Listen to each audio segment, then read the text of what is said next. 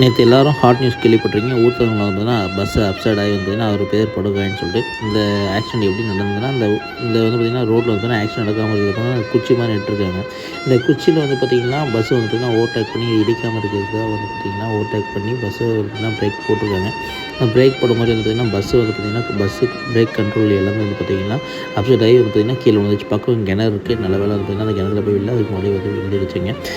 இந்த இதில் என்ன சொல்ல வரும்னு பார்த்திங்கன்னா, மேல்மருவத்தூர் போகிறவங்களும் சரி, பாண்டிச்சேரி, விழுப்புரம் போகிறவங்களும் சரி, இந்த ரோட்டில் போகிற மாதிரி பார்த்து கேர்ஃபுல்லாக போங்க. ஏன்னா NH வந்து பார்த்திங்கன்னா 2 வே இருக்குது. நல்லா NH போட்டிருக்காங்க. நெக்ஸ்ட் வந்து பார்த்திங்கன்னா 4 வே கன்வே பண்ண போகிறாங்க. இப்போவே நிறைய ஆக்சிடென்ட் நடக்குது. 4 வே கன்வே ஆச்சு நிறைய ஆக்சிடென்ட் நடக்கும். ஆக்சிடென்ட் பஸ்ஸு வந்து பார்த்திங்கன்னா எப்படி இருக்குன்னு பாருங்கள். உள்ள இன்டீரியர் உங்களுக்கு காமிக்கிற நிறைய வந்து சேதங்கள் அடைஞ்சிருக்கு.